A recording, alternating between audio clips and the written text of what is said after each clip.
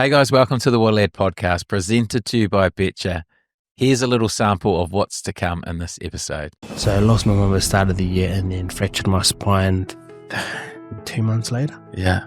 And was told you're not going to play rugby for the whole year. I can't remember, I was sitting in the car with Martha at one point and I said, I don't know if I can do this anymore. If she wasn't there, I would actually have given a call to one of Marty probably and just said, I'm done, I'm not playing rugby anymore. Wow. I guess me debuting against the All Blacks against my teammates, playing in front of my family. Yeah.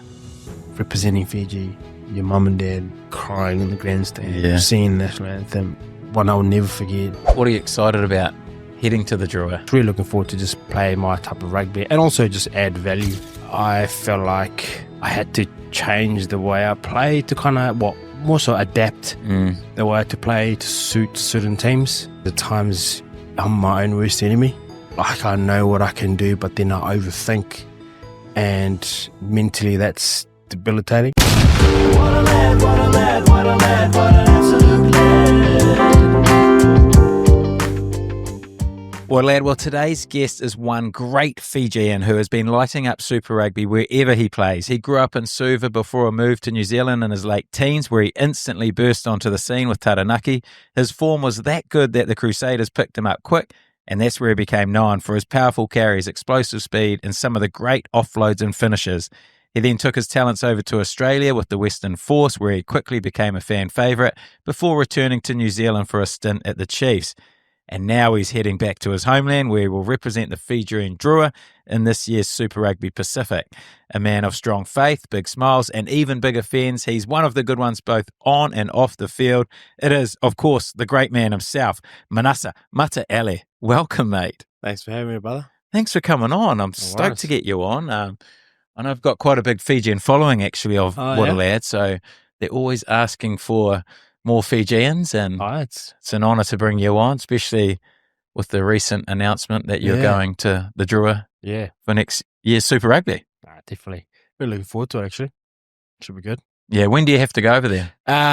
Don't have to go there till end of November. Yeah. Start 1st December, which is on a Monday, so have a good 3 weeks of, some hate up the sand dunes or whatnot, but just I guess embrace it. And I mean, it's going to be my 10th pre-season. Yeah. It never gets any easier.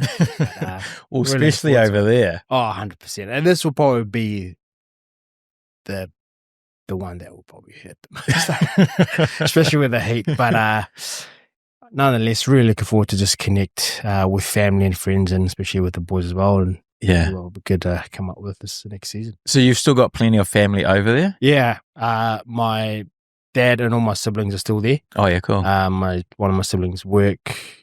Other one's just come back from injury. He was with me over at the Force. Oh, yeah. So Rupeni? Rupeni. Oh, So yeah, he cool. kind of gone back. Had back-to-back surgery, just kind of just getting back from it.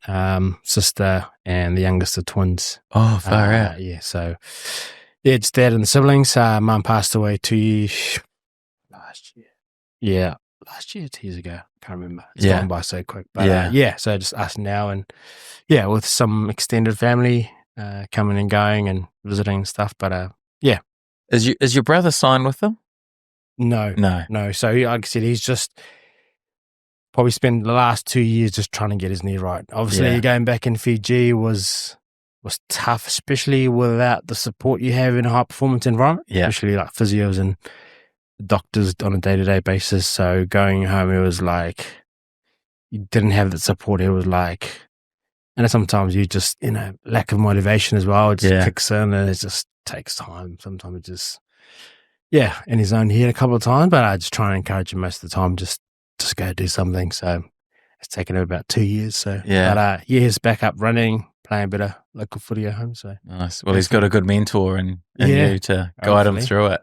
Definitely. So, I mean, who knows what might happen in the next couple of years, but just gonna hopefully try and get him back on track and hopefully see him on the big stage sometime. Yeah, cool. And what are you excited about heading to the Drua?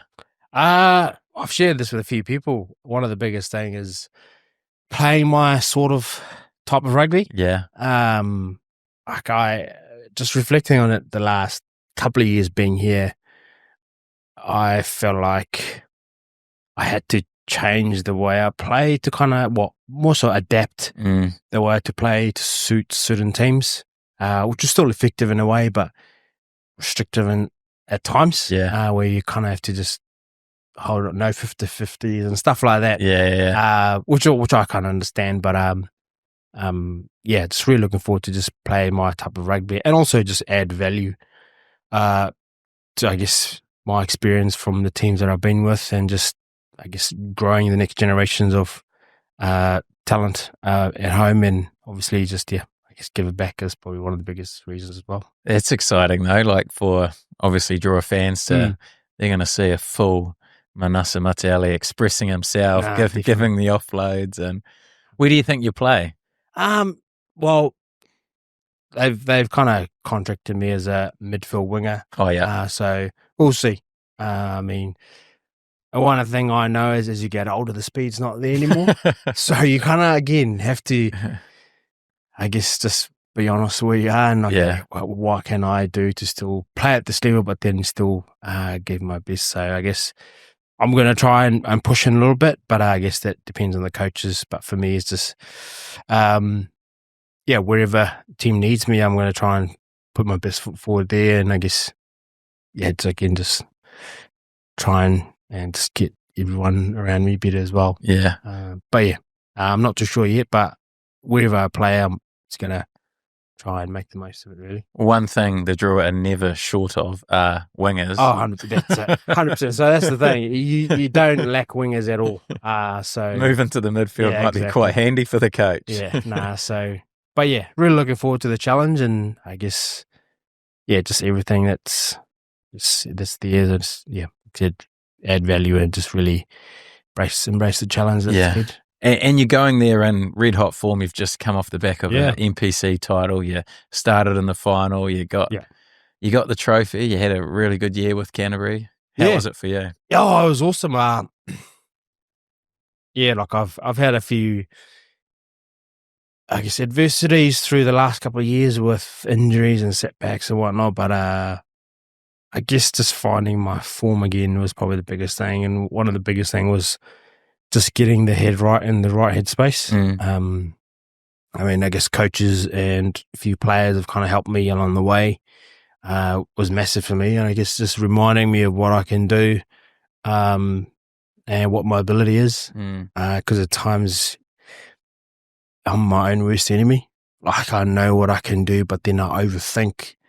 And mentally that's debilitating. Like, it just, you think too much to the point that you don't end up even doing it. That was my biggest problem for a couple of years back to back, and that's just like I can be this and that, but then again I always suck myself out too much that I kind of don't end up doing what I'm actually good at. It's because I've just, I guess the overthinking just kills me, and that's one thing I had to really get help with around that space off the field. So again, just getting around the right people, and I guess having the opportunity, like Marty was probably massive for me. Like, took me up to the Chiefs this year, and just giving me that confidence. Didn't play much, but then he always came around me and just I know it's tough, but just hang in there. And I guess coming back with him to Canterbury, it was awesome. He kind of gave me the opportunity, not at the start, but then through the season, he kind of just, okay, now's your opportunity, so don't waste it. And I love him for that, because he's always pretty straightforward with me, and it's like, you only get one opportunity. So for me, it was like, I know where that comes from, and I kind of just don't want to let him down as well. So it's really hard for players who get one opportunity. They know they're only going to get one opportunity to put their best foot forward. It's so hard to not overthink that. You put all this pressure on because you know you've got to take this opportunity, which almost makes it worse, because you're then putting so much pressure on yourself that you've got to have this perfect game, which isn't going to happen. But it can be a vicious spiral to get into. 100%. I guess for me, I always come back to what's good for the team. Yeah. And that's how I've kind of always, I can,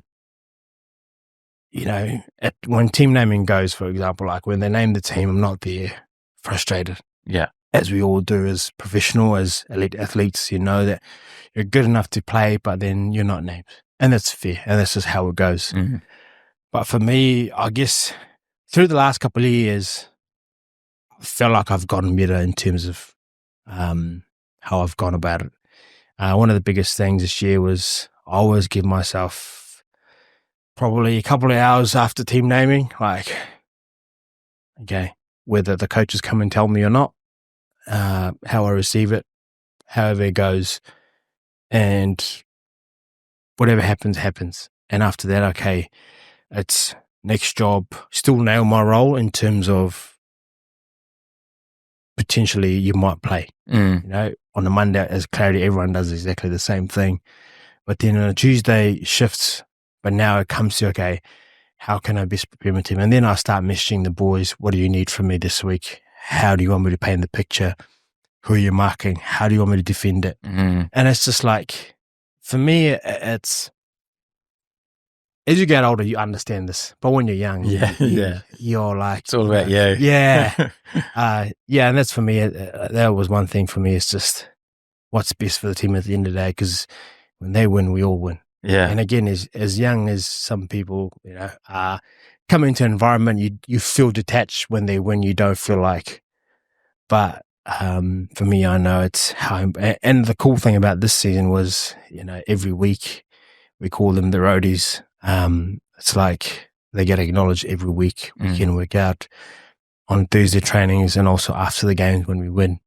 So it's like, I guess for that kind of talks about, I guess, our culture and what it stands for. It's just acknowledging the little things that people sometimes overlook, or especially for the younger players more so to still feel valued more than anything. Yeah.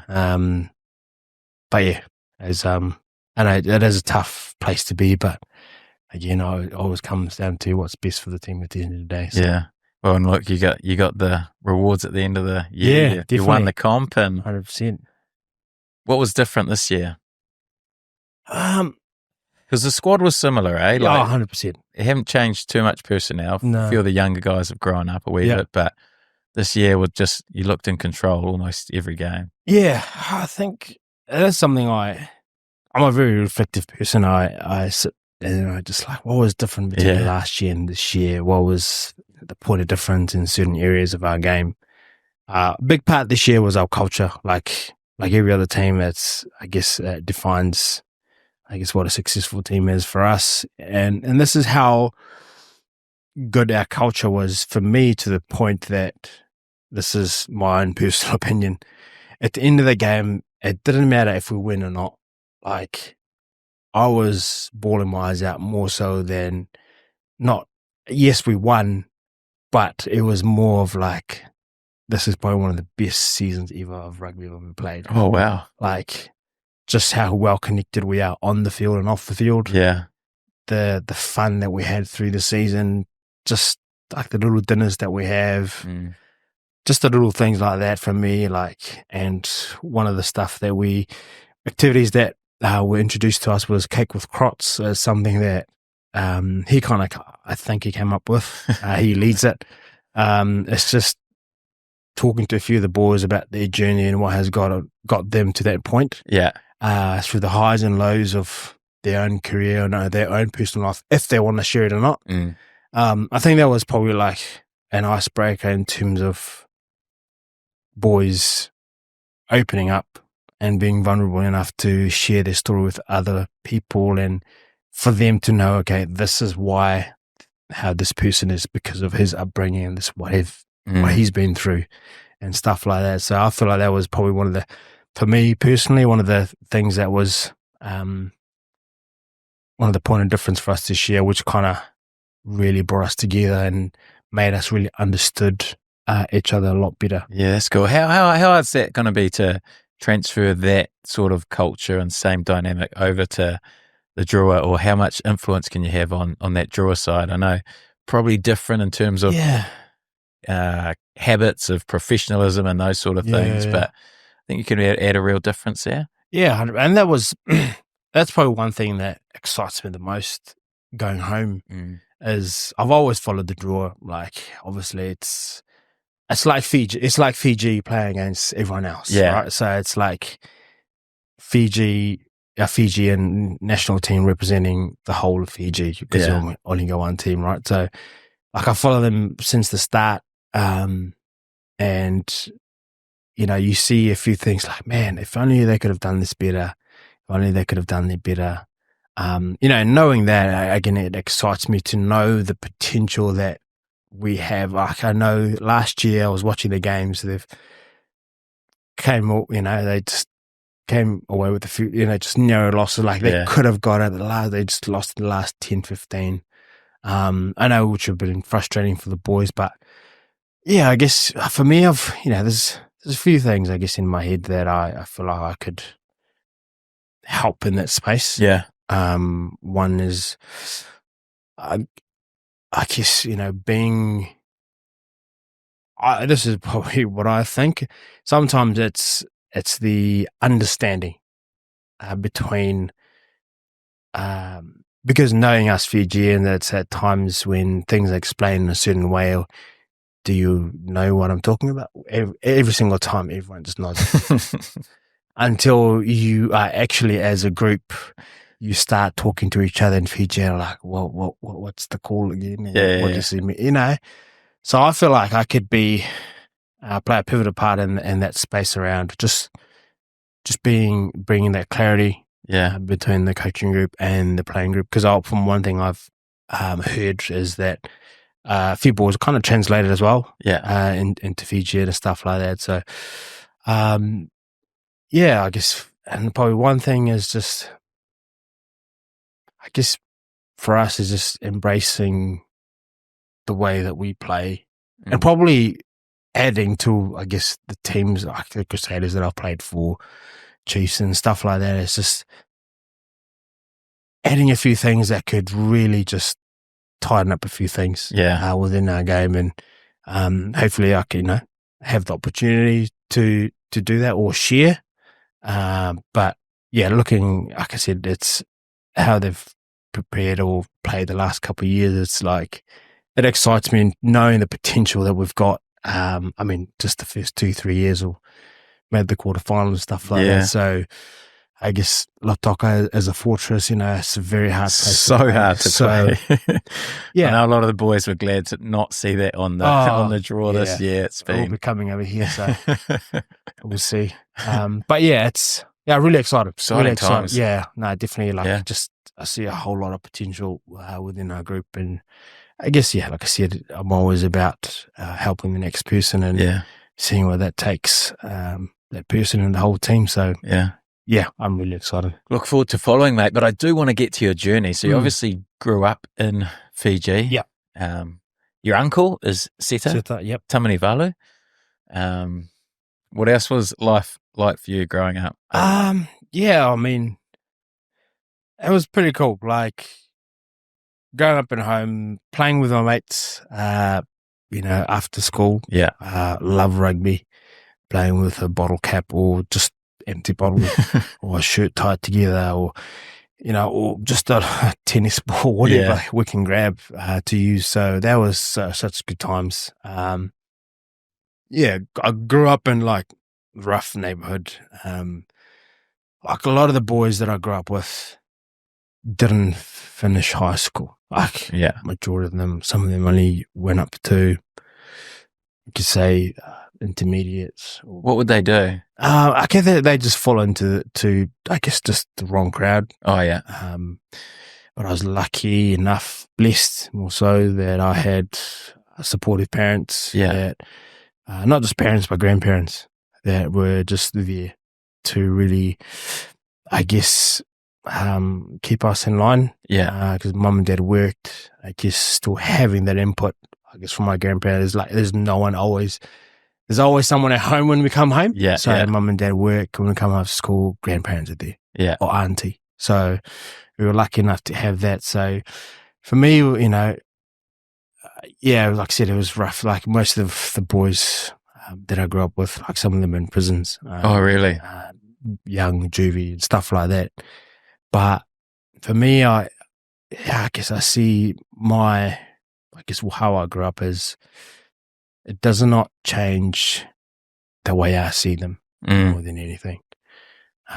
We all make mistakes at the end of the day, and most of the time I go home, I try and get them together, take them out for a feed or stuff like that, or sometimes I take boots home, and because everyone likes free boots, so, Especially Fijians. Yeah. So I'll go like, only if you train with me, then I'll give you spare boots. So they'll train barefoot. And then I started like being Santa Claus, just giving away free boots and stuff like that. But yeah, I try and, like, it doesn't change the way I see them. I see them as same as anyone that has made mistakes. Yeah. Some worse than others, but I guess for me, it's just keeping the perspective that we all make mistakes at the end of the day, and it's, we can always make better ones. Yeah. So were you ever tempted to go down that pathway, or I was remember rugby always? I haven't shared probably with a few people. At one time, there are a few of my boys that I grew up with. They were actually going to go and carjack a car. Oh yeah. Like for whatever reason, I kind of heard it, but I was just going along with it. One of them said, "No, you're not coming with us." To this day, I mean, he just said, "No, you're not coming. You stay here. Go home." This is mates that we just came from the shop. All the same age, or you? Yeah, we're all the same. age, like some year older or 1 year younger. A good friend of mine, he just said, "No, like, you're not coming." And I was like, "Why?" "Because we're going to go do this." And I didn't ask why, but it's like, "Nah, you're not coming with us." Yeah. You could see it from I guess as I got older, I could see it was protecting me from something. Yeah. Were you really talented at this point? Was he potentially protecting your footy career? Well, that's when I can't remember how old I was, probably like 16 or 17. Yeah. But I was making rep teams as I was coming through high school and primary school and stuff like that. Like I said, I hang out with him either way. I didn't count them as separate or whatever. But yeah, it was just like that moment for me. It was like really spoke. I don't know, but like I said, he said, "No, you're not coming with us." Like, why? I was like, "We're gonna go carjack this car," and I just walked off home. Yeah. Like you didn't know, but I guess I don't know. To this day, I still don't know. But like I said, in a way, I kind of felt like, who knows what could have happened. Yeah. In that space, but I'm really grateful that it did. But for me, like I said, I got home. I'm amazed still there. Sometimes I go buy them a whole grocery and stuff like that, because sometimes I pay for their lights because it turns off and stuff like that. So for me, it's like, it's the little, like, yes, they might be trying, but it's like, man, stuff I still remember to this day. Were you chasing the rugby dream at this point? 16? Nah. I was just playing because I loved playing rugby. Yeah. I was just enjoy playing with my mates. I was really good at it at high school. I did athletics as well, stuff like that. So Who'd you long jump champion? Yeah, I did long jump. Oh, yeah. That's probably why the knees are a bit no good now. But what other events? Was it just long jump or sprint? I was fast enough to compete. Yeah. But this is something I just, 200 meters, they said I would probably be good at it, but I said, nah, I don't like the training. Yeah. It's just, like I said, it probably was back from then. I was always in my own head. Yeah. So, but I loved the jumping training. I always did 4x1. So that was only, I was fast enough to compete at a individual event, but I didn't want to because of, it's just the training was tough. But I loved team event. I loved the 4x1. So, I really loved it. And it just, like I said, just enjoyed it because I was good at it. Didn't have any aspirations or whatsoever to, I guess, until I was year 13, I guess I kind of was like, I want to be playing a World Cup and stuff like that. Yeah. But yeah, like that was just something that came out of my mouth, but didn't know how it was going to happen. Yeah. Had you seen, was Seta playing Super Rugby at this point? No, he was still NPC. Oh, he was NPC. Yeah, so he, probably just won the comp. he won the NPC Yeah, with you, yeah. actually. So, yeah, I was watching at home. It was crazy. It was crazy because 2014, I was watching you guys play at home with the family. And literally the year after, I was in the academy. Yeah. Like, and just seeing the stadium, I was like, oh my goodness, I am here. It was, I didn't react that way, but I'm just like, in my own head, I'm like, really?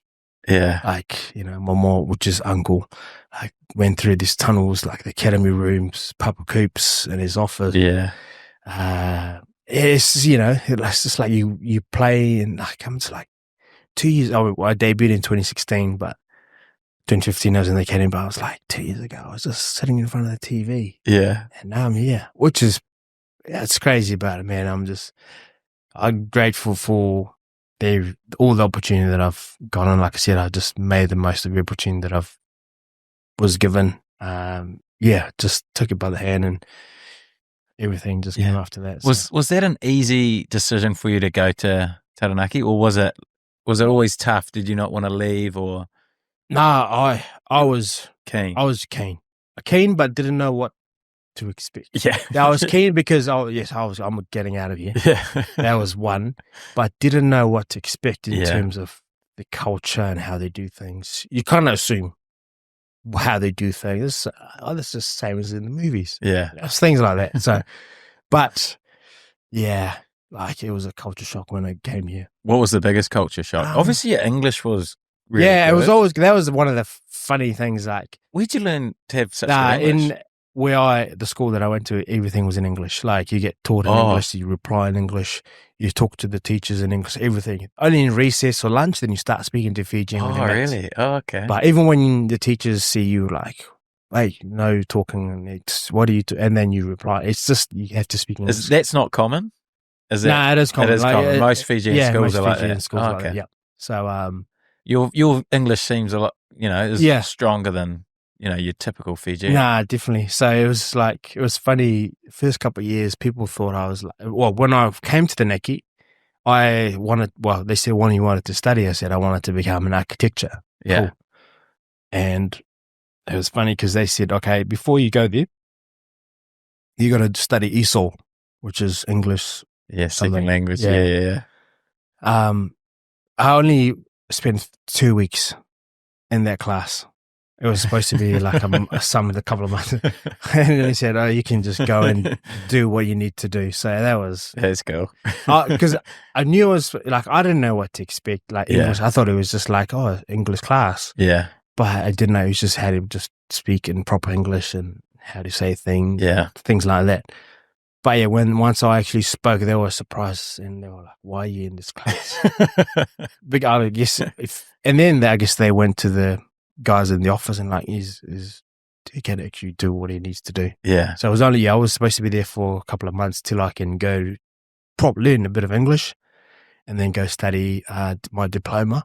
Yeah. But I only spent a week or two there, and then I was just upgraded straight away. So. How good. And you made an instant impact on the field too. I remember watching one of your games. It must have been before or after the games, and maybe the development or... that was under-19. Under-19s we game. Played counties. Yeah, that's right. And I just remember you scoring one of the great tries and everyone's saying that Seto was your uncle. I was like, far out, this is crazy. And the following year, you burst onto the NPC scene and you're away. It all happened really quickly. Yeah, 100%. It definitely has happened really quick for me. And I guess the biggest thing for me is learning to adapt. But with that, I had to observe and learn really quickly and ask questions, not probably publicly, but like behind the scenes. I'm always asking, I'm always doing Sit. What does this mean? What does this mean in the calendar? Like things like that. What do you do in the morning? Like just like be here like half an hour, or just things like that. Little bits that, I don't want to be that new guy that like, why are you turning up now? We've already, we've already started half an hour or something like that. So like for me, like, I guess coming from Fiji as well, before I left, Mum was always like, if you started at 8, be there at 7:30. It's really? Just something that was drilled into me. Far out. It was just little things like that, like you be the first there. Like you don't care. You just don't don't, I guess in a way you're representing us, Yeah. and don't make a bad impression or things like that. So for me, it was always, things like that. My mum's voice are always in the back of my mind, like, don't mess this up. Just hold yourself to a high standard. Yeah. At all times, with the little things, how you dress, team, whatever. Just be there, be early.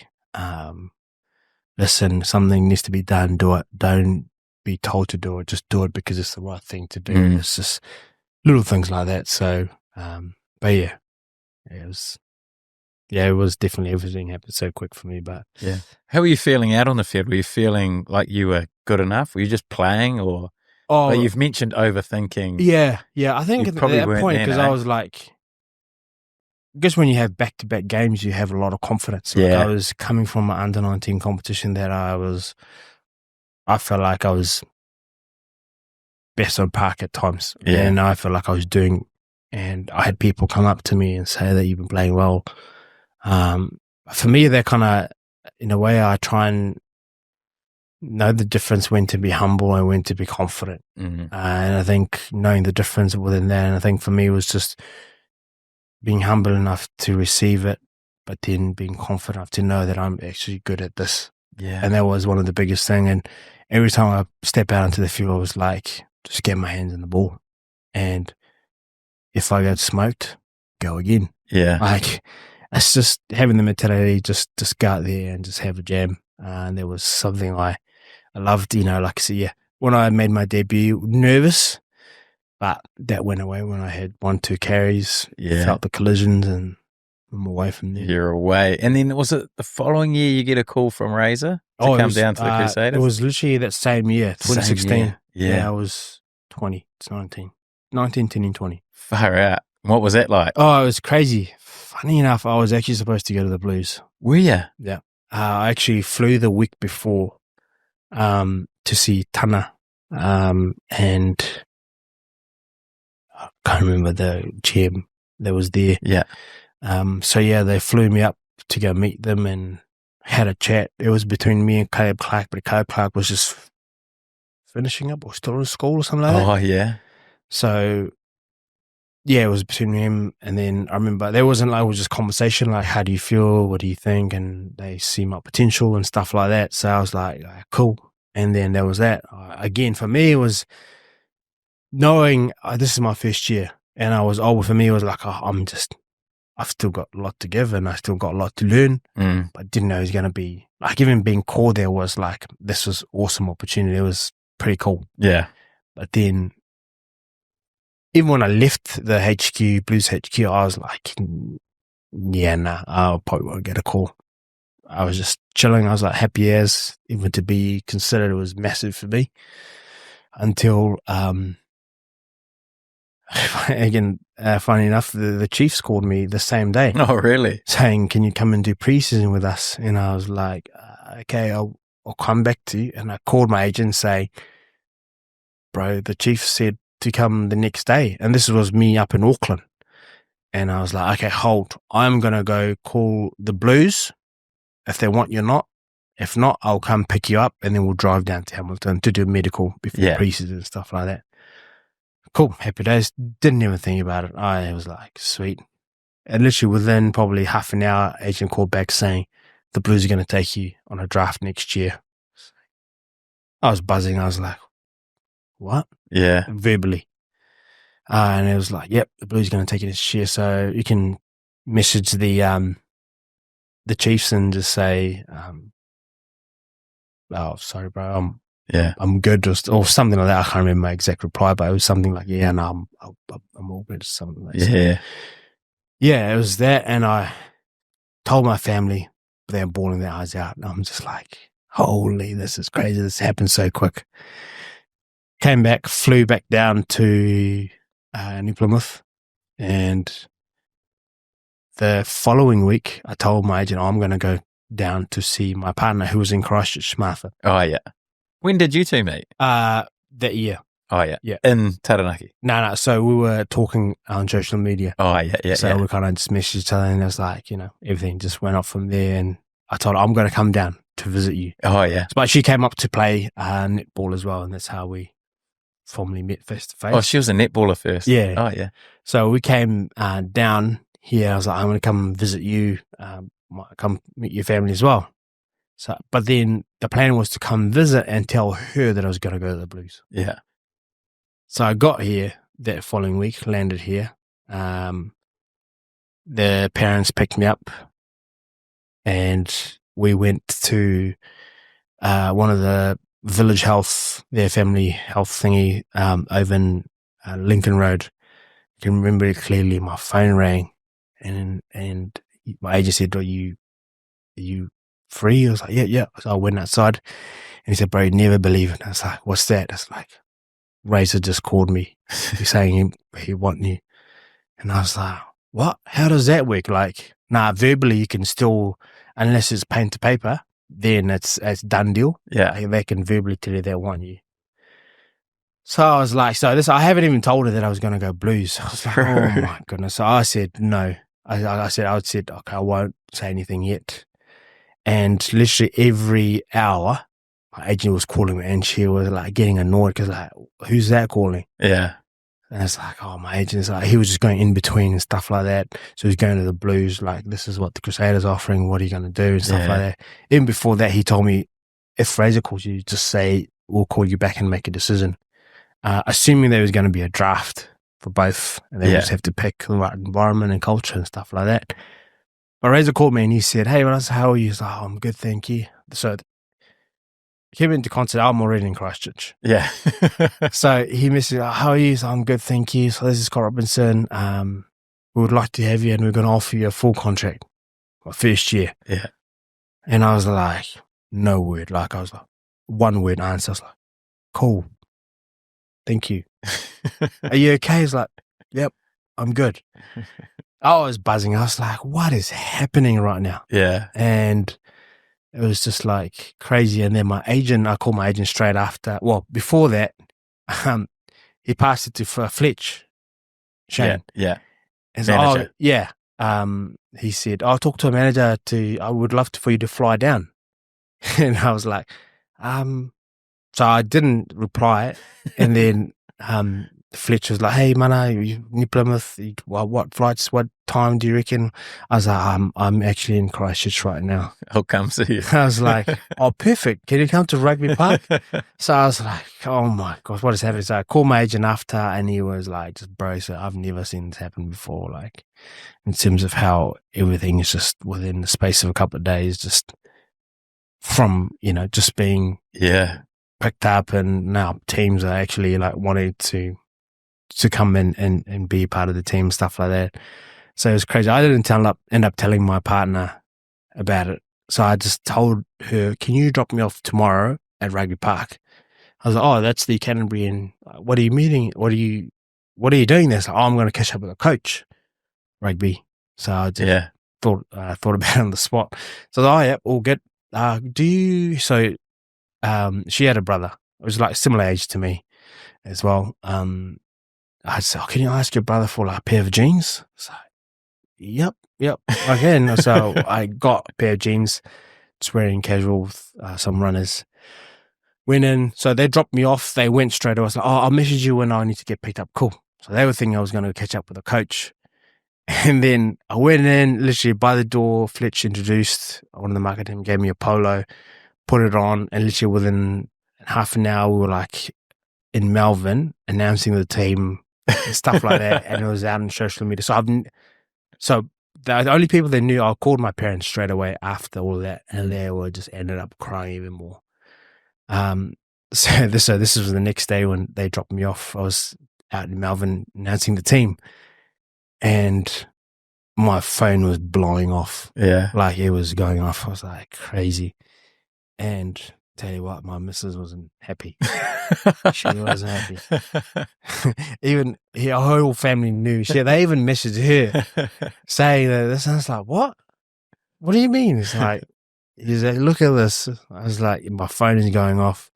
Everything is just pretty special, pretty cool story for me, and pretty cool moment. Oh, it's classic. Got a slap to the head when she picked me up later. I was like, why didn't you tell me? I was like, And was Seto with the Crusaders at Yes, the so time? that was the same time he signed here. So he didn't know as well. We had the same agent. So Oh, wow. I think Geordie was telling me after they were at the Barbarians at that time. Geordie. Taufua. Oh, Taufua, yeah. They were together and they were watching, and because he knew I was going to go to the Blues. Yeah. But all of that happened so quick that my agent didn't end up telling him. And then he knew, and he just seen, and he was so happy and stuff that's like classic. that. So I guess watching him growing up, and you'd like, man, that'd be cool to play with Michael, or even just like play or follow in his footsteps. Yeah. Because he kind of paved the way, and it really made me want to achieve high honours. I mean, to be in the same Taranaki Crusaders, I guess Chiefs, and he was Chiefs as well. Yeah. Played for Fiji together. Yeah. It's just like, how cool. Yeah, it's just like, I couldn't have asked for anything, just to be.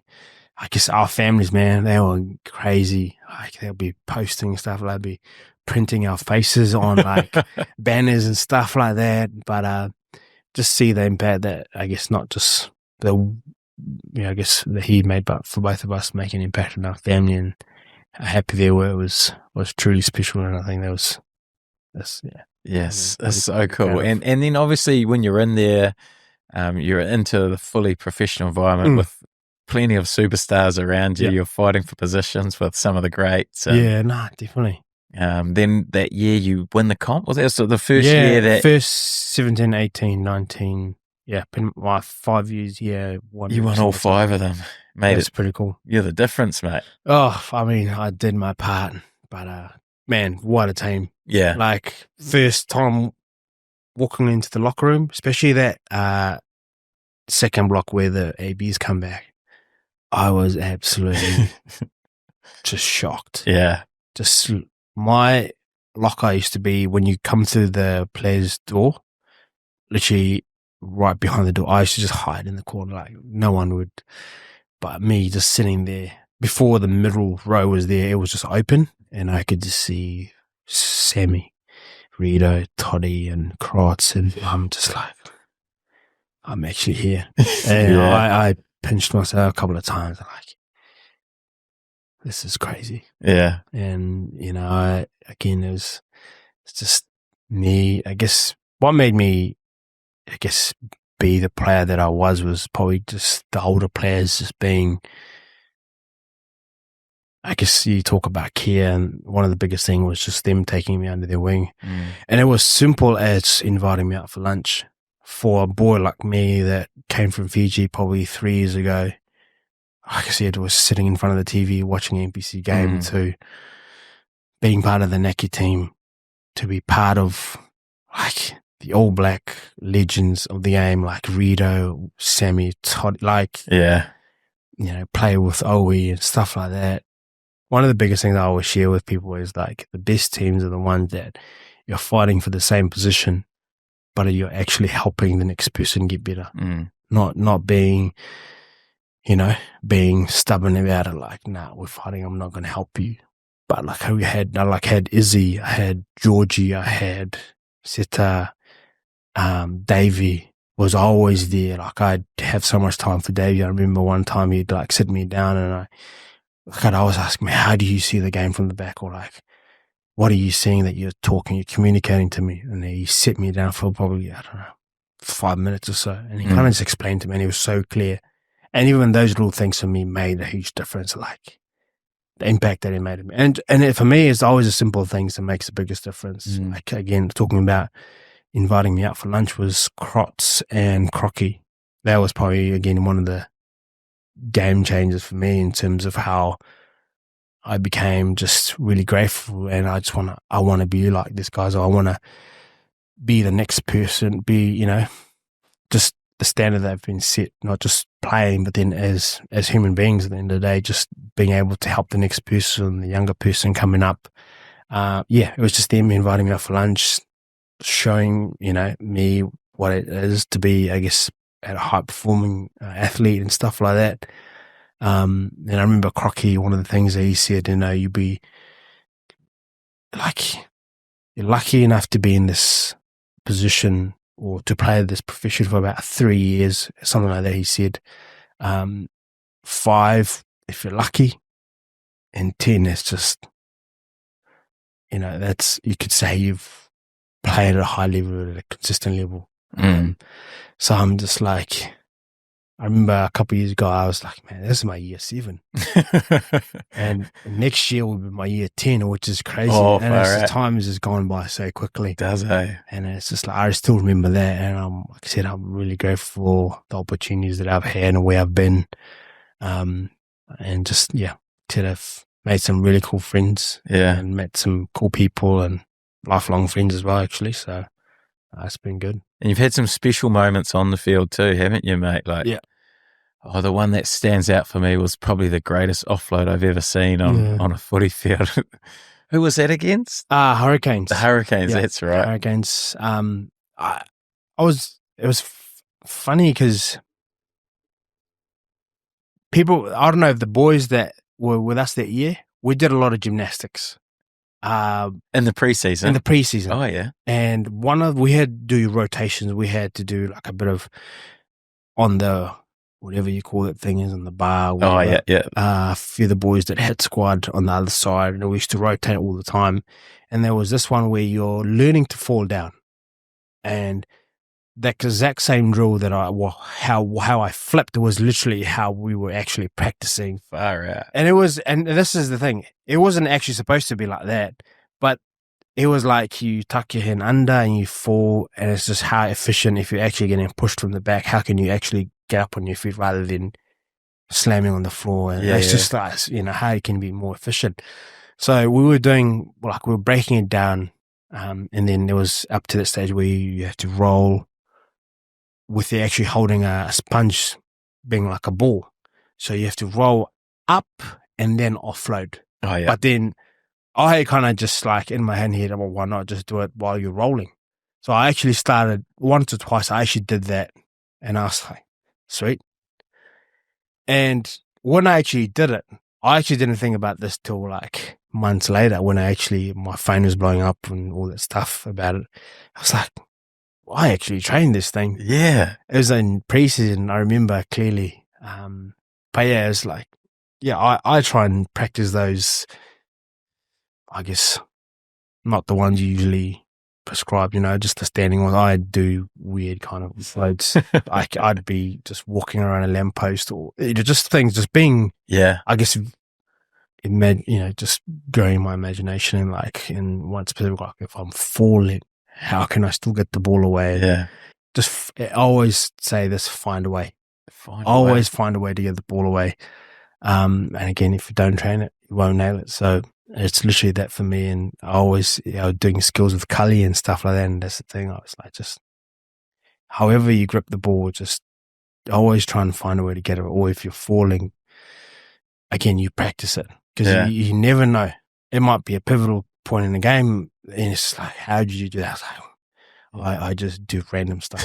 And again, if it comes off, it comes off. But I guess you never know until you try. So. Yeah, I watched that clip thinking that's just so it's instinctive. He's no way he's trained that, but that's crazy to hear that. And again, I just heard actually Richie doing and that. Again, heard Richie saying mana mana mana. I was like, I know that voice. And I just trusted it. I just flicked it. And again, that's the thing. You never know until you try it. And sometimes you don't have to. Sometimes it's just freakish. It just comes off like that. Yeah. I try and train it. I don't want to leave it to chance. Oh, look out for the offloads and the Drua next year. Holy heck. Oh, yeah. No, really. Encouraged as well. Oh, how good's that? So then the move to the Force, how was that for you? I think it was good for me. It was good for me stepping out of my comfort zone. Yeah. I felt like being here. I didn't want to leave, but then I guess circumstances just didn't, work out. But then going there was actually, didn't realize it was actually good for me until I got there, where I had to really I had people use as an opportunity to really just embrace the challenge. And there's something I feel like I haven't really embraced it as much. I think being in this sort of environment, you kind of got used to it and you just stay the same. For me, I had to be tested, and over there, it was very different in how they did things. But for me, it was, okay, how can, and this is something I've always, I guess, try to teach myself, how can I adapt to the way they do things and make it better? Not just adapt and survive, adapt and actually make a difference to the whole team. So for me, it was like, as always I always go in, observe how they do things from a cultural standpoint, from how the teams run, who's the top man, who likes to speak a lot and stuff like that. So I try and observe from behind before I start, okay, where can I actually implement myself here? I think for me it was like getting out of my comfort zone. I was in the leadership group over there, really made me step out and speak, and not just speak, but actually like put a chip on my shoulder to actually lead. And like for me, my leadership style is slightly bit different to others. Like I'll be the guy behind the scene. I speak when I need to, but then because I'm so observant, I pick up on the little things that some people don't. So I'll go and like have a chat to this person. How are you going? You know, how's stuff? So little things. So I feel like that's my biggest strength as a leader, is that I pick up the things that a lot of people miss a lot of the time, because sometimes you talk too much that you don't, you know, you missed the most important thing. So Yeah. And like for me, I guess reminding myself that, you know, I can still grow in the space in the speaking, which I can now. I feel I'm confident enough, but then always knowing my strength is to, because there's always someone lacking behind. There's always someone, you know, falling behind in terms of whether it's learning, whether it's stuff that's happening that is not telling someone. And I feel like that's probably one of my biggest strengths, is noticing those things and just picking up, and like either I go speak to that person, or I'll go talk to someone that can relate better to that person, because sometimes we can't relate verbally or whatever, or from a cultural standpoint, or whatever it may be. But I always go and I feel like that is my biggest strength as a leader, is just seeing and being observant enough to pick up the little things that people don't pick up as much. Yes, that's cool. And your wife was over there at the time too, Yeah, eh? she And came over, yeah. I know you'd done maybe 7 or so years long distance. Like, how you guys have got through that much long distance throughout your relationship's pretty impressive. What's been the secret there? For me, for us, like you said at the start, our faith is probably one of the biggest things for us. Yeah. That has kind of kept us aligned more than anything, and probably kept us strong together from a spiritual side of things. And one of the biggest things is communication. It's so crucial. And within anything, I guess, in a relationship, whether it's a team setting or whatever. It does not get any easier. That's what I'm going to put it out there, is it is harder each year. And it does not get any easier. So even we've had conversations, it's like, how are we going to do this? So even this year, even before they've shifted the Super Rugby to be the same time as league, she's before then she was like, I'm not going to play Super Rugby, even though it could have been extra money for us. But then for me, it was like, I really take my hat off to her, because she's sacrificed a lot for me. I remember when she came to the force, one of the biggest things that she had to leave her dream of becoming a black fern. Like she had to leave, obviously had to play in New Zealand to be available. And she left that for me. And then we kind of came back here, and then she became a black fern. So it was a blessing more than anything that, you know, she could do both. But yeah, you know, this year she kind of said, I'm not going to play Super. I'm just going to come and spend time with you, and then I'll go back to league. So even her saying that for me is, I've said this to her, but I guess I really respect her for that more than anything. And I think that's for us is, I guess, making the most of the opportunity we spend time together. One of the biggest things I told the coaches, like, I need to spend time with my wife. Even this year, I left straight after Super Rugby to go there. Like, even if it's just a day or two, whatever it may be, I money aside, we try and budget as much as we can in terms of flights and stuff. It's like we remind ourselves this will all be worth it in the end. And it's the little things like this that makes it, like I said, even if it's for a week, people might say that's not enough time, but we make it enough. Yeah. We make time. We like I said, even this year, like I said, I came back from Super, went straight over there. I was there for about 3 weeks or so. To Sydney? She's with the Eels? To the Eels, yeah. And for that, I came back, had to leave her every time. It's always tough. Yeah. Came back here, played my season, and then she was playing really well, but then she was just missing home. Like she was getting to that point. It was like she was playing well enough, I guess, in a way, to getting all the praises and whatnot, but not offloading it to someone that probably could understand it more. And she was getting to a point where it was like finding it really hard. And she was like, I'm coming home because I can't do this anymore. And it was like, for me, it was like I had to put my husband hat on and I was like, I need to go see her. I went up to Marty and I said, bro, I'm not playing this week. I need to go see my wife. And he was like, go. And that's why I guess respect Marty for it, because, yes, we were going so well, and knowing, I guess he knows probably how hard it is to change a team, chemistry, and connection and stuff like that. But again, I just had to weigh in. Again, Sophie Hines, I had to play a big part in this and giving me the confidence, like, you have to, man. You have to go see her. And I was like contemplating, but then I guess having people like that in an environment to encourage you, like your family, like when all this is done, she'll be there for you. So leave this, go. There's boys here that can fill the gap. So I did that, went away and then came back. And it was only for a week that I went there. And she was always trying to be macho and it's like, nah, it's fine, But I've known her long enough to know when she says I'm coming home for the first week, second week, third week, I was like, okay, there's something wrong here. As much as she does not give much, because I know how strong she is, I kind of just read between the lines, I'm coming.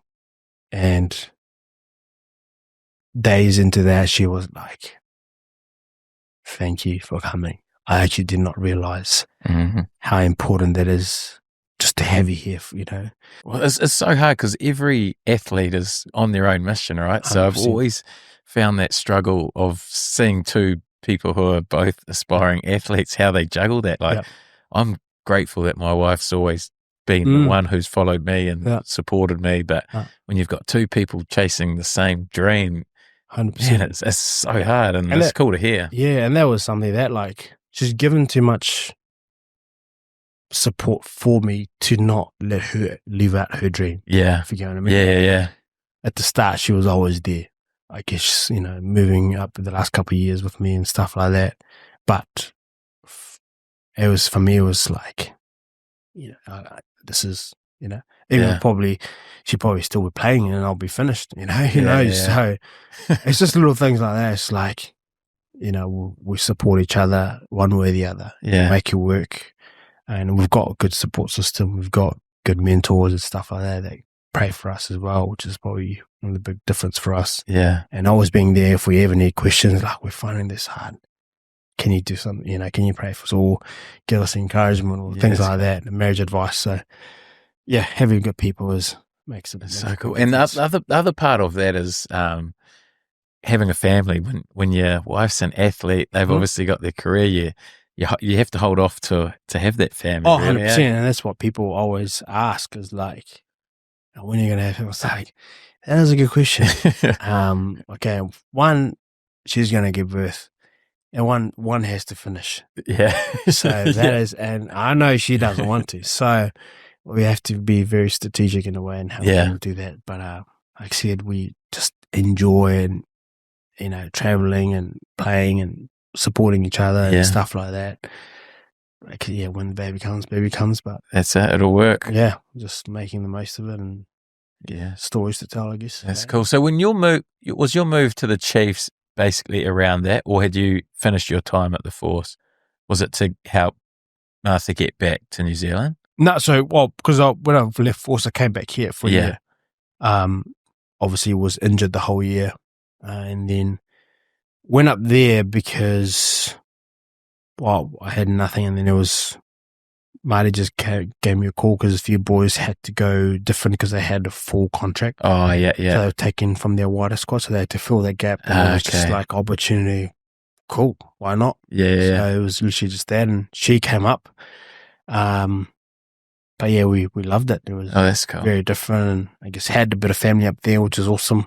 Again, just very different culture and how they do things, but again, we embraced it and we enjoyed it. And like anything, we adapted and carried on. You've seen it all, mate. Yeah, no, again, like I said, I wouldn't have changed it any other way. Yeah, and obviously excited about what's ahead. And yeah, what are the plans? How long do you think you've got left? Yeah, I don't know. You said you're coming up to your 10 years, which is where I know. all supposed to finish. But you look like you've got plenty left. 100%. At the moment, I have no idea. I'm actually enjoying my rugby. Yeah, that's cool. And that's probably the best place to be, I guess, especially when you've played 10 years.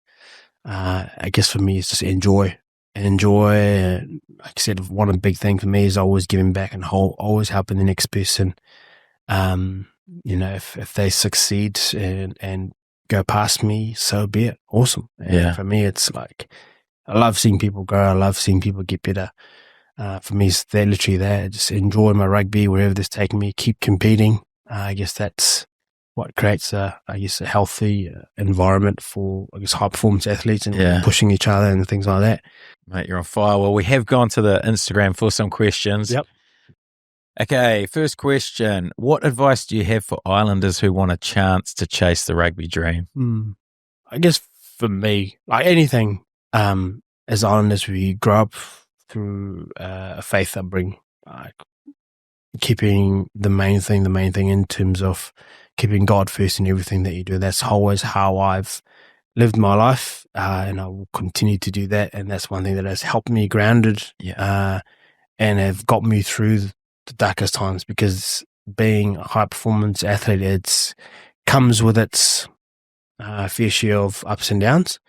And I guess that's probably one thing that I probably, one, keep God first. Two, having the awesome support system, knowing who to go to when you need help, and meaning like knowing people that you can go to, that you can speak to, because at times Islanders, we try to toughen it up and move on, but there's a time and place for that, and having the right support system to encourage you, and sometimes it's just there to listen.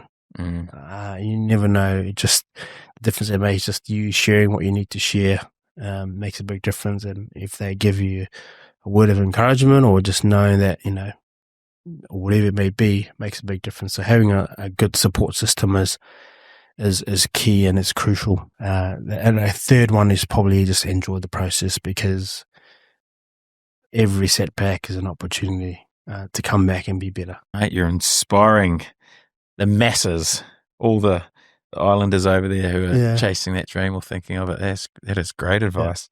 You mentioned your faith there, and that question came in a few times. What role has faith played in your career? Oh, it's number one in everything and anything. To the point, this is how I've always lived. Obviously, every choice, every decision that I make, even coming here, I pray about it, like in terms of all that I say and do, make sure it's heard in the right way and received in the right way and said in the right way. So it's little things like that, and even just if I'm going somewhere, to the point, like, I just pray for safe guidance, because you never know what's going to happen. So it's the little things like that, and it has, again, it's brought me through some darkest times, knowing that, just the word is alive and true, and just go back to your Bible, or go to people that you trust, whether it's pastors or friends, through church or stuff like that, just to pray for you. I said it's a pivotal part in my life in general, not just me, my family, and I've seen the works that it has done and the impact that it has made through not just me, my family, but even my teammates. Mm. It's been life-changing, and it's incredible to see the impact it has made.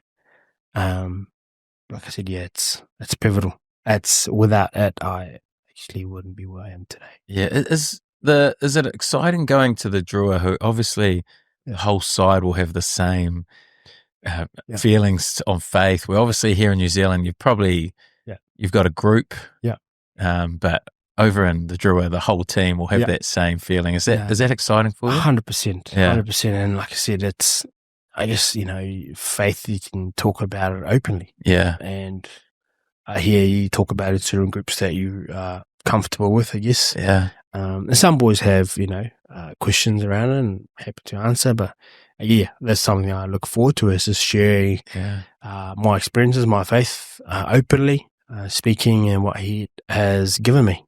And I hope it encourages them in their walk as well, in their faith. Yeah, so cool. You mentioned some of the darker times. What were they around? For me, it was when I lost my mum that year. Of course, yeah. And then I fractured my spine. And was that the same year? Same year. Oh wow! So I lost my mum at the start of the year, and then fractured my spine 2 months later. Yeah. And was told you're not going to play rugby for the whole year. But defied the odds, came back and played 2 games of NPC, which they told me they couldn't. So, yeah, it was tough. Yeah. I can remember I was sitting in the car with Martha at one point, and I said, I don't know if I can do this anymore. Like, I was really tested mentally, emotionally. This is before I went up to the Chiefs. And again, this is why I give big props to my wife, because if she wasn't there, I would actually have given a call to one of Māori probably and just said, I'm done. I'm not playing rugby anymore. Wow. Because it was to that point where it was hard for me mentally. And one of the biggest things that she did, she listened, she held my hand, and she prayed for me. And she said to me after the prayer, she just reminded me, God's not done with you yet. And that was that. It really gave me confidence and encouragement, knowing that God's plan is still there for me. Because sometimes we go through adversity, it makes us forget the reason why we do what we do, or the calling that we have on our lives. So that was literally that. Like, if she wasn't there, I would actually have called one of the coaches and I said, I'm done. True. And like I said, her being there, and she's my rock more than anything. So especially, after my mum passed, she was, she filled that role for me big time. Man, that's cool. Yeah. So cool to hear. Sounds a bit more lighthearted, but rumour has it your nickname was Joe Rokafoko at high school. Is it true, and how'd you get the nickname? Nah. Well, people call me that name, but I was like, no way. People would say, look, and I have been mistakenly called that. Have you? Joe Rocks. Oh, yeah. Down the street. Down the street. Oh, yeah. And this is by drunk people, obviously. They probably have too many beers and like, oh, sorry, bro. I thought it was like, no, it's not the umbrella. Even just in general, like, people will come and like, are you related? Are you? No. It's a I compliment, know what you mean, but hey? no. But it's, I mean, he's one of the greats, actually. So, Yeah. One of my favorite wingers of all time. Oh, geez, you could play. That sort of goes on to the next one. Who is the greatest Fijian winger of all time? I have to go Rupeni. Oh, yeah. Rupeni, I guess, he could have been special. Yeah. If, I guess hearing one of your previous podcasts about, I guess one of his, Steve Devine. Yeah, Steve Devine. Yeah. Yeah. And I think that's literally all Fijians, I reckon. Yeah. You don't run fast because even like the lights is terrible. Yeah. So unless you get chased by someone, then you see it's like, oh, shoot. Here we go. That's classic, eh? Yeah, it is a classic. Like, it's like, I don't know. It's like we don't run fast if we don't have a reason. Yeah. Or like, for example, or whatever. Some Fijians do it, but majority is like, so it's like just whatever.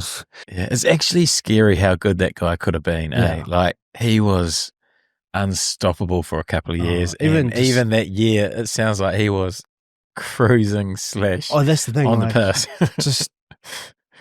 just the some of the tries that he scored. Yeah. Freakish. Like just short amount of space, It's gone. just in and out, Mm.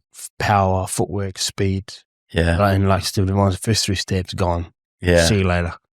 So it's like, yeah, he's probably my Yeah. But, top Fijian winger of all time. and like we said before, there's been no shortage of Oh, that's the Fijian thing. wingers. That's the So thing. there's So some tough selection. 100%. But yeah. The GOAT. Okay. Is it true he's the only Fijian who doesn't like kava? It's not that I don't like cover. It's just, I guess you could say that. But yeah, I don't drink cover. But I guess this is my logic to it. Yeah. Like you drink cover too much to the point that you have to drink alcohol, and I don't drink alcohol. Yeah. So it's like, it's a flow-on effect, right? Yeah. And I've seen it growing up in Fiji, the abuse of kava growing up, and what it does, and normally used for traditional purposes. Now Yeah, it's yeah. just you use it socially, whether it's just after work, wind down. That's probably like our version of red wine. Yeah. And it's just you see the uncles waking up in the morning, just like, you're late to work. I was like, are you working today? I was like, probably not. I've just slept in. Oh, yeah. It's just like, for me, when I think it's just how my brain works, it's like there's no point, because this will lead to that, will lead to that, and it will lead to that. Yeah. So it's just like I said, like you drink cover to the point that I guess you might have to drink alcohol too, because they call it wash down. Yeah. And I don't like alcohol as well, because I've seen what it does to families, Mm. and people would ask me, is that part of your faith? Yes and no. One of the biggest reasons, because I've seen what it does to families. It breaks families. Yeah. And especially with my family growing up, seeing it in our family gatherings, and the uncles and dads drink. There's always fights and arguments, or they're actually throwing hands. And I was like, I don't want that. I do not want that at all. Like, I want to come to a family gathering to enjoy the gathering as a family. Like, kava is fun because you sit there and you just have a laugh. Yeah. Alcohol to the point where you start swinging is just like, it disrupts the whole point of coming together. Yeah. And I've seen like a few of those for me to tell me that I do not want this at all. Yeah. Like, people say, are you having fun? I was like, I'm absolutely having fun, but Don't worry about alcohol. Don't worry about me. I'm enjoy just laughing. I probably take the piss out of some of the boys, but yeah, I just enjoy, I enjoy the connection more than anything. Yeah. Have you found that being in the rugby environment, not drinking or not drinking? Fine. Because I think back in the day, they obviously, there was a lot of pressure around. That was something I was so nervous about. When you first came in, especially in the Naki and all this stuff. The court sessions, the initiations, all that sort of stuff. I am like a mute. Oh, yeah. The court sessions, because you don't want to be making jokes and stuff to the point where it's like, you're talking too much. Yeah. So I literally be hands like this, keep quiet, just like making fun, but not too loud for them to notice you. But inside I'm like nervous as like no one point me out or something. Yeah. But I guess I was to the point where I'm really confident with who I am as a person and my identity, that I was like, I actually don't need this. And the boys respect me for it. Yeah. And I was like, I think that has changed in the last, especially 5 years, probably. It's 100%. become a lot more socially acceptable, even though it should always be. But it feels like now definitely. you can. Yeah, like I said, I had like awesome like leaders or seniors playing that kind of respect me for who I was and what I guess my values and what I believe in, rather than like forcing me and stuff like that. Yeah. But it didn't really bother me too much, drinking or not. Mate, it's so cool. Okay, usually dads play a pivotal role in young kids' aspirations. What about mums and wives? Oh, like I said, my wife is massive for me. My mum, I could Mums, special, one of a kind. I remember my mum used to, we'd have, because all my siblings play as well growing up, and we'd have different locations for every game. And my mum would make each one. He'd be like, I'll be here, and then I have to run for my other brother. Or tell my brother, hurry up because your brother's about to play, pick him up, go watch, and then they'll come and watch me. It's just like,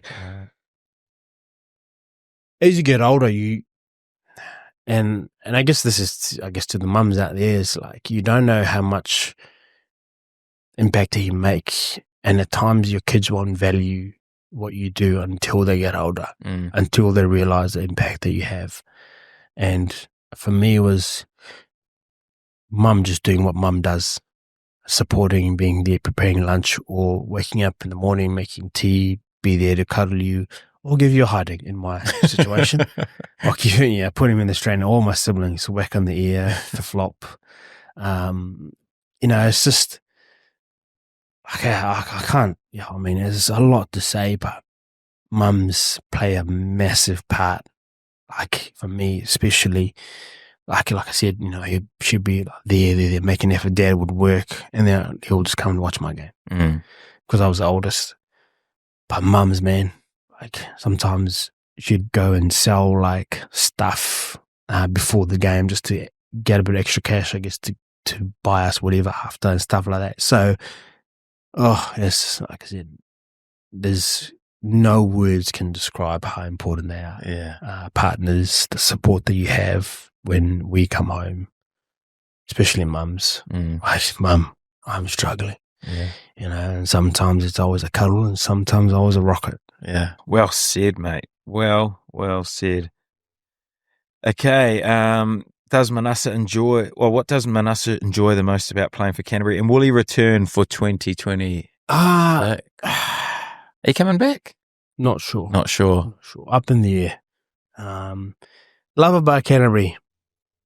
Everything, really. Yeah. This is my home. When I am finished, I'm definitely moving back. Oh, really? Oh, cool. So this is home. Met some cool people here, coaches, players. Met some really good connections on and off the field. So I think that's one thing I love about Canterbury. Not too sure if I'm back next year. We'll see. So I was talking with the GM Hursty upstairs and what they might look like for me. But for me, it's just sign or go and enjoy Fiji and see where that takes me. Has R360 come calling? Well, there have been mentions of it, but yeah, haven't heard anything. No. Yeah, but again, we'll see how it goes with that. But it's still too good to be true. Unless if you see it actually kicking off with teams playing and whatnot, and then I quite believe it. But for me, it's like, is it possible? Oh yeah, no, it's like, I don't know, but yeah, we'll see. That's why you got to keep your options open. That's mate. Got to be smart. Got to be smart, all right. Okay, two more. Hardest person to tackle, or Mark probably as a winger. For me, I'd put Ben Lamb. Ben Lamb. Oh yeah, it's like tackling a brick. Strong, powerful way, yeah. And Adi Xavier, for example, he actually manhandled me. Did he? Holy. This was 2018, I can remember. First biggest mistake, I was going high. Absolutely hooked me by the collar and absolutely threw me down. Literally what Damien McKenzie did to that fullback. But he was standing, he wasn't falling. Probably Adi and Ben Lamb, like at speed. Holy, hard. Fair enough. Tough he was tough to tackle. Yeah. Him at speed is holy. Careful. But yeah, those two. Actually, we've got one more question. It's about your Fijian time. We haven't even spoken about your Fijian career, but how special was that playing for your Fijian debut? That's definitely one of, for me, it was memorable time of my career. Like, one I'll never forget. Again, talking about, I guess, me debuting against the All Blacks against my teammates. And two was playing in front of my family. Yeah. Representing Fiji. I can never dream of those moments until you're actually in that moment to realize, man, this is actually massive. Like, to represent, to have your last name, things like that, being called out, your mum and dad crying in the grandstand, singing the national anthem, doing the Vimbi and all that stuff, and seeing them after just crying, and something that I'll never forget. It's bigger than, I guess you could say, people achievements and whatever, but that was probably something that I'll cherish forever. Yeah. People like, man, thank you for representing the nation, like little things like that. And who knows the next generations that you've inspired. Even old boys messaging me like, thank you for being a good example to, I guess, kids coming up. That's cool. But yeah, like I said, I try not to, I guess, be any different than I am now than while I'm actually out there. So just, being humble enough to walk normally and gracefully with others. So. Yeah. Have you got aspirations for the 27 World Cup? For me, if it comes, it comes. Yeah. Like, for me, it's like, from one step at a time. Yeah. I guess being back into full, just not getting injured, playing consistently. Yeah. If I get there, I get there. But that's, for me, is just, like I said, there's no shortage of wingers out there. Yeah. But for me, if that call comes, I'll definitely answer with both hands. Yeah. But for me, is before I get there, it's the process in between. It's just, if I want to be there, what does it take? It's always stripping it back almost and focusing on the little things that will get me there. And if we get there, we get there. Yeah, well, if you can get through the season injury-free and you've transitioned into the midfield or whatever that looks like, definitely. and your offloads are on fire for the Drua, it's definitely a fair shout. No, 100%. But yeah, so enjoy the moment. And that's probably one of the biggest things this year for me was Crotts has always reminded me of it. Yeah. He's one that's played a pivotal part in my career, not gonna lie. But for me, he's always said, days of our lives, mana, you won't get this time back. Yeah. Make the most of it. Be intentional with your connections and with training. You never know. So make the most of it. Yeah. Enjoy it. Because once you lace up those boots, you won't remember the championships, but you remember the memories that you make. So, special. That's it. And again, he's one that I'll always, I always look back and I say, this person was a big part of my career. And he's a good man. Ryan Crotty, one of the greats. One of the greats indeed. Okay, last question. Best piece of advice for a Woodlad listener? Well, I've listened to a couple of yours and it's been unreal. Like, just the stories that come out of it, inspiring, encouraging, hits home. Like some of the stories that the previous podcast talk about, and being how they're vulnerable enough to share their story. I could say just tune in. You never know what you're going to get. So it. Just be open-minded and ready to receive. Yeah.